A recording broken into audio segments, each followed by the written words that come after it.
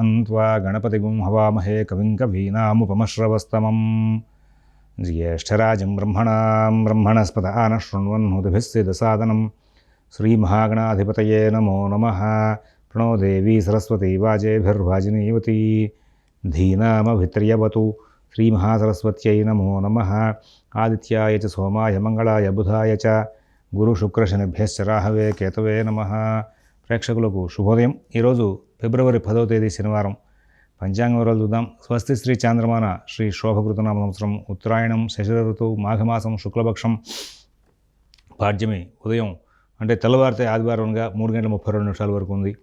అంటే శనివారం రాత్రి తెల్లవారితే ఆదివారంగా 3:32 వరకు ఉంది।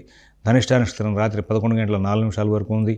మరి వర్జ్యం తెల్లవారితే ఆదివారంగా 5:46 నుంచి 6:34 వరకు ఉంది। అమృత ఘడియలు పగలు 11:09 1:09 నుంచి 2:45 వరకు ఉన్నాయి। ఉదయం దుర్ముహూర్తం 6:34 నుంచి 8:05 వరకు। సిజేరియన్ ఆపరేషన్ ప్రిపేర్ అయ్యే వాళ్ళకి పగలు 2:30 సమయం అనుకూలంగా ఉంది। రేపటి రోజున సిజేరియన్ ఆపరేషన్ ప్రిపేర్ అయ్యే వాళ్ళకి పగలు 2:15 సమయం అనుకూలంగా ఉంది। విజయవాడకు సూర్యోదయం 6:34, సూర్యాస్తమయం 5:56। ఏదైనా అత్యవసరంగా మంచి నిర్ణయాలు తీసుకోవాలనుకునే వాళ్ళకి సాయంత్రం 5:30 శుభ సమయం నడుస్తుంది। అలాగే పగలు 12 గంటలకు కూడా శుభ సమయం ఉంది। ఒక విశేషమైన ముహూర్తం రేపు తెల్లవారితే ఆదివారంగా 4 గంటల నుంచి 4:30 వరకు కూడా ఉంది। ఇక ఈ రోజున గ్రహచారం చూస్తే గురువు మేషంలో, రాహు మీనంలో, శని కుంభంలో చాతుర్గ్రహ కూటమిగా చెప్పుకోవచ్చు। చంద్రుడితో కలిస్తే చాతుర్గ్రహ కూటమి లేదంటారు, కానీ ఇక్కడ రవి, కుజ, చంద్ర, బుధులు కలిసి ఉన్నారు। ఇది మీరందరూ ట్రయల్ రన్ వేసుకోవచ్చు। మరి నిన్న ఇవాళ చాతుర్గ్రహ కూటమి ప్రభావంగా ఇప్పుడు ఆల్రెడీ రాబోయే రోజుల్లో ఏం జరుగుతుందనే విషయం మీద ఒక అవగాహనకు రావచ్చు। శుక్రుడు ధనుస్సులో ఉన్నారు, కేతువు కన్యలో ఉన్నారు। ఇది ఇప్పుడు అనుకున్న గ్రహచారం। 12 రాశుల యొక్క గోచర ఫలితాలు పరిశీలిద్దాం। ఇవాళ ఒక చిన్న ముఖ్యమైన అంశాన్ని ప్రస్తావన చేస్తాను।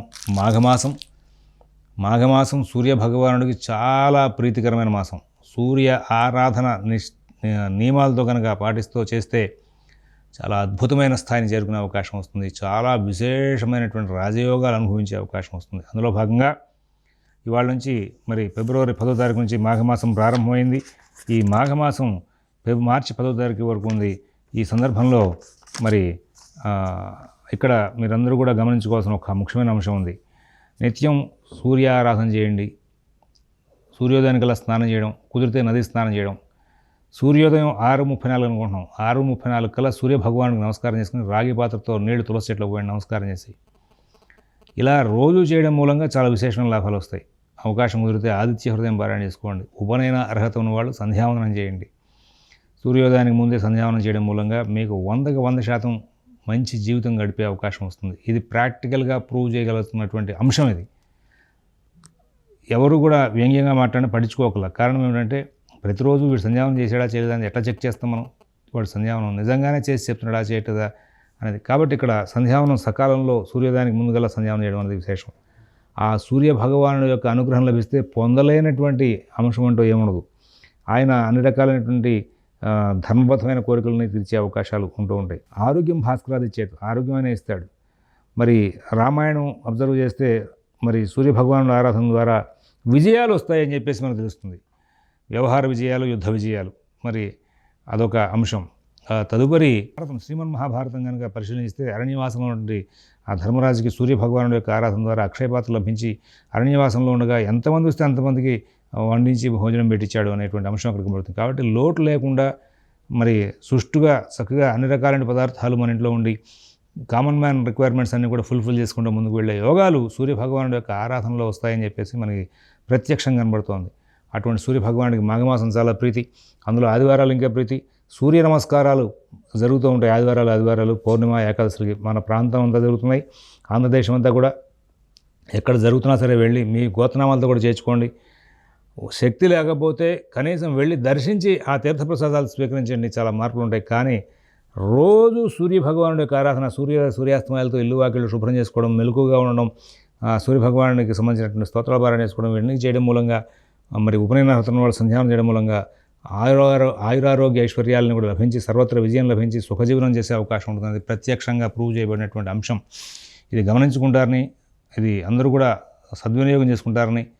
ఈ మాఘమాసం అంతా కూడా గతంలో మనం స్థానిక శృంగేరి పరిపాలిత శివరామకృష్ణ క్షేత్రం, విజయవాడ BRTC రోడ్లో ఉన్నటువంటి క్షేత్రంలో 74 రోజుల పాటు వరుసగా 72 రోజుల పాటు సూర్య నమస్కారాలు 12 మంది అర్చకులతో పెద్ద యజ్ఞంలాగా చేశారు. ఇప్పుడు అక్కడ శ్రీవారు భారతీతీర్థ స్వామివారి దగ్గర నుంచి శృంగేరి నుంచి వచ్చినటువంటి విధుశేఖర భారతీ స్వామివారి యొక్క మరి ఆశీర్వచనంతో వచ్చినటువంటి ఆ యొక్క అనుజ్ఞ ప్రకారంగా ఇక్కడ మన వాళ్ళు అనుష్ఠిస్తున్నటువంటి శ్రీచక్ర యాగం 74 రోజులు ఏప్రిల్ దాకా నడుస్తోంది. మరి అక్కడే రోజు 15 మంది ఋత్వికులతో నిత్యం అభిషేకం జరుగుతోంది. స్వామివారే శివలింగాన్ని పంపించారు. చాలా విశేషమైనటువంటి యాగం నడుస్తోంది. ఇలాంటి పుణ్యకార్యాలంట్లోనూ పాల్గొని తీర్థప్రసాదాలు స్వీకరించి వాటిల్లో మీ యొక్క గోత్రనామాలతో అర్చనలు చేసుకుంటూ ముందుకు వెళ్తూ ఉంటే ఈ పవిత్రమైనటువంటి మాఘమాసంలో, ఉత్తరాయణంలో పవిత్రమైన మాఘమాసంలో మీకు ఆ గ్రహాల యొక్క అనుగ్రహం లభించి సుఖజీవనం చేసే అవకాశం వస్తుంది. అందరూ సద్వినియోగం చేసుకుంటారని చెప్పి ఆశిస్తూ అందరూ కూడా ఒకసారి భగవనామం చేయండి. ఓం శివరామ గోవింద నారాయణ మహాదేవ, ఓం శివరామ గోవింద నారాయణ మహాదేవ, ఓం శివరామ గోవింద నారాయణ మహాదేవ. మేషరాశి.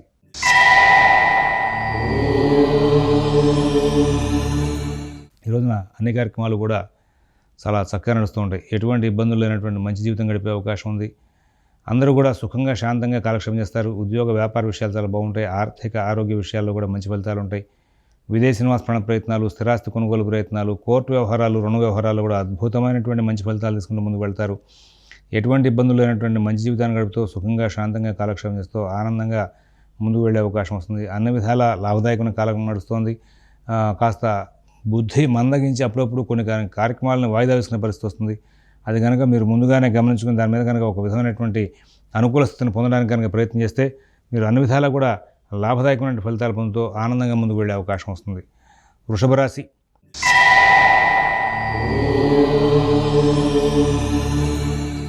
ప్రతి పని కూడా అన్ని కార్యక్రమాలను కూడా చాలా జాగ్రత్తగా నడుపుకుంటూ ముందుకు వెళ్ళండి. అలాగే ప్రతి విషయంలోనూ కూడా అన్ని కార్యక్రమాలను కూడా చాలా క్లియర్గా అబ్జర్వ్ చేసుకుంటూ ముందుకు వెళ్ళండి. సమస్యలను దాటే అవకాశం వస్తుంది. ఎక్కడ చికాకులు లేకుండా సుఖంగా శాంతంగా కాలక్షేపం చేసే అవకాశం వస్తుంది. ఉద్యోగ విషయాలు బాగుంటాయి, వ్యాపార విషయాలు బాగుంటాయి, ఆర్థిక ఆరోగ్య విషయాలు బాగుంటాయి. నూతన ఉద్యోగ వ్యాపార విషయాల్లో కూడా సత్ఫలితాలు ఉంటాయి. విదేశీ నివాస ప్రయత్నాలు, స్థిరాస్తి కొనుగోలు ప్రయత్నాలు, కోర్టు వ్యవహారాలు, రుణ వ్యవహారాల్లో కూడా చాలా మంచి ఫలితాలు పొందుతారు. అందరూ మీకు బాగా సహకారం చేసే అవకాశం ఉంది. అన్ని కార్యక్రమాలని మీరు సానుకూలం చేసుకుంటూ విజయం చేసుకుంటూ ముందుకు వెళ్ళే అవకాశం వస్తుంది. అన్ని విధాలా కూడా లాభదాయకమైన ఫలితాలు పొందే అవకాశం వస్తుంది. తర్వాత మిథున రాశి.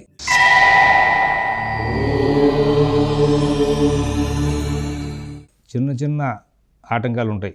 కోపావేశాలు తగ్గించుకోవాలి. ఈ ఆటంకాలను కూడా దాటుకుంటూ ముందుకు వెళ్తారు.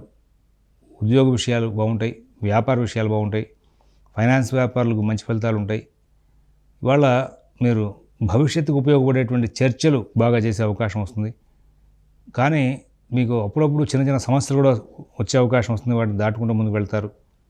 ఆర్థిక లావాదేవీలు కొంచెం జాగ్రత్తగా చూసుకోవాలి. ఆరోగ్యంలో పాత సమస్యలు మళ్ళీ తిరగబెట్టకుండా చూసుకోవాలి. అలా ఉండడం మూలంగా మంచి ఫలితాలు బాగా వచ్చే అవకాశం వస్తుంది. కర్కాటక రాశి.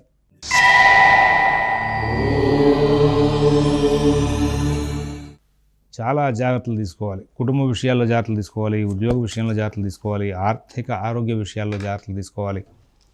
విదేశీ నివాస ప్రయత్నాలు, స్థిరాస్తి కొనుగోలు ప్రయత్నాలు, కోర్టు వ్యవహారాలు, రుణ వ్యవహారాలు కూడా మంచి జాగ్రత్తలు తీసుకోవాలి. అభివృద్ధి పదంలో ముందుకు వెళ్ళాలి అంటే కనుక ఎక్కడ కూడా ఇబ్బందులు లేనటువంటి మంచి జీవితం కోసం ప్రత్యేకంగా ప్రయత్నం చేసుకోవాలి. చాలా కేర్ఫుల్గా నడపవలసినటువంటి రోజు ఈరోజు దూకుడుతనం తగ్గించండి. ఇతరుల వ్యవహారాలు జోలికి పోకండి. మీ పనులు మీరు స్వయంగా చేసుకుంటూ ముందుకు వెళ్తే చాలా ఉత్తమమైనటువంటి ఫలితాలు వచ్చే అవకాశం ఉంది. తర్వాత సింహరాశి.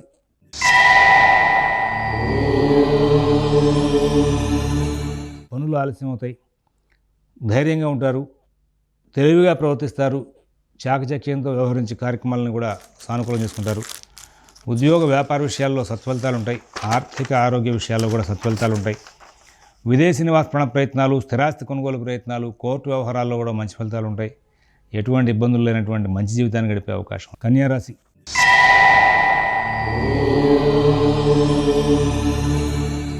ఈ రోజున అద్భుతమైనటువంటి రోజు కన్యా రాశి వాళ్ళకి. బాగా సంఘంలో గౌరవ మర్యాదలు పెరుగుతాయి. కుటుంబ విషయాల్లో సత్ఫలితాలు వస్తాయి. ఉద్యోగ వ్యాపార విషయాల్లో కూడా సత్ఫలితాలు వస్తాయి. ఆర్థిక ఆరోగ్య విషయాల్లో కూడా మంచి ఫలితాలు ఉంటాయి. విదేశీ నివాస ప్రయత్నాలు, స్థిరాస్తి కొనుగోలు ప్రయత్నాలు, కోర్టు వ్యవహారాలు, రుణ వ్యవహారాల్లో కూడా మంచి ఫలితాలు ఉంటాయి. అందరూ బాగా సహకారం చేస్తారు. అన్ని పనులు కూడా మీకు చాలా బాగా నడుస్తూ ఉంటాయి. ఎటువంటి ఇబ్బందులు లేనటువంటి మంచి జీవితాన్ని గడుపుతారు. సుఖశాంతులతో కాలక్షేపం చేస్తూ ముందుకు వెళ్ళే అవకాశం ఉంది. తులారాశి.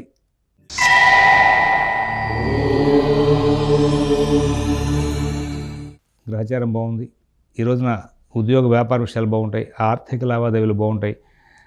ఫైనాన్స్ వ్యాపారులు, షేర్ వ్యాపారులు, విద్యార్థులు, రైతులు కూడా భవిష్యత్ ప్రణాళికల గురించి చర్చలు చేస్తారు. శుభకార్య పుణ్యకార్యాల్లో పాల్గొనే అవకాశం వస్తుంది.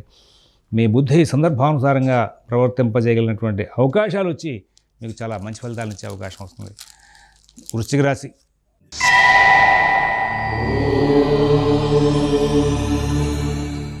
తెలియని ఆనందం మిమ్మల్ని వెంబడిస్తుంది. పుణ్యకార్యాలు చేస్తారు, శుభకార్యాలు చేస్తారు. ఉద్యోగ వ్యాపార విషయాల్లో మంచి ఫలితాలు తీసుకుంటారు. ఆర్థిక ఆరోగ్య విషయాల్లో కూడా సత్ఫలితాలు తీసుకునే అవకాశం ఉంది. అన్ని పనులు వేగంగా నడుస్తుంటాయి. ఎవరి వ్యవహారాలను ఎక్కువగా కలగజేసుకోవద్దని చెప్పి ప్రత్యేకంగా సూచిస్తున్నాం. మీ పనులు మీరు స్వయంగా చూసుకుంటూ ముందుకు వెళ్తే ఇంకా లాభాలు వచ్చే అవకాశం ఉంది. అన్ని పనులు కూడా లాభదాయకంగా పూర్తవుతాయి. కుటుంబ విషయాలు, ఉద్యోగ విషయాలు, వ్యాపార విషయాల్లో కూడా మంచి ఫలితాలు వచ్చే అవకాశం ఉంది. ధనురాశి.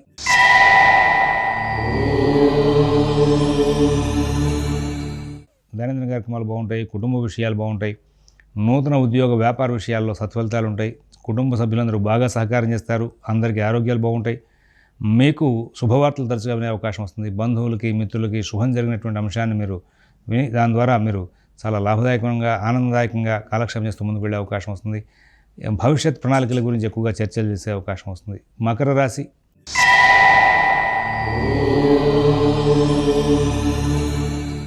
జన్మరాశిలో 4 గ్రహాలు.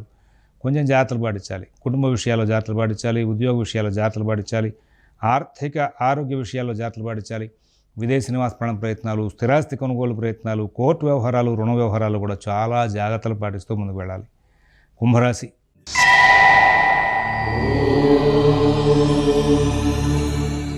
మకర రాశి వాళ్ళు చెప్పినటువంటివన్నీ కూడా కుంభరాశి వాళ్ళు కూడా వర్తిస్తాయి. ఎక్కడ తొందరపాటు ధోరణి వద్దు. ఆరోగ్య విషయంలో జాగ్రత్తలు తీసుకోండి. ఉద్యోగ విషయంలో జాగ్రత్తలు తీసుకోండి. మాట తీరు చాలా జాగ్రత్తగా చూసుకోండి.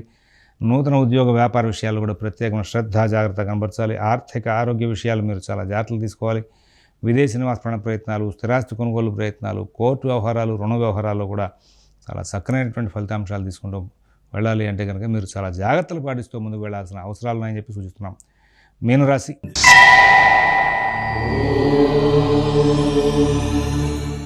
మీనరాశి వాళ్ళకి ఈ రోజున చాలా గ్రహచారం అద్భుతంగా ఉంది. అయితే చంద్రుడు వ్యయంలో సంచారం ప్రారంభం చేశాడు. కొద్ది రోజుల్లో రవి వ్యయంలోకి వస్తాడు. వెంటనే బుధుడు, తర్వాత కుజుడు, శుక్రుడు వరుసగా వచ్చే అవకాశం ఉంది. అయితే చాలా పెద్ద స్థాయిలో ప్రతిబంధకాలు ఏం కనబడవు. కానీ ఈ కుంభరాశి, మీనరాశికి సంబంధించిన విద్యార్థులు పరీక్షా కాలంలో టెన్షన్ పడకుండా, చికాకులు పడకుండా ఉండడానికి అవకాశం వరకు మీ పర్సనల్ జాతకాలు ఒకసారి సిద్ధాంతాలు చూపించుకొని ఏదైనా శాంతి మార్గాలు అనుష్ఠించాలి అంటే కనుక అనుష్ఠించే ఏర్పాటు చూసుకోండి. దైనందిన కార్యక్రమాలు, కుటుంబ విషయాలు, ఉద్యోగ వ్యాపార విషయాలు చాలా జాగ్రత్తగా చూసుకుంటూ ముందుకు వెళ్ళాలని చెప్పేసి సూచిస్తూ స్వస్తి ప్రజాభ్యః పరిపాలయంతాం న్యాయ్యేన మార్గేణ మహీషాః గోబ్రాహ్మణేభ్యః శుభమస్తు నిత్యం. లోకాః సమస్తాః సుఖినో భవంతు. ఓం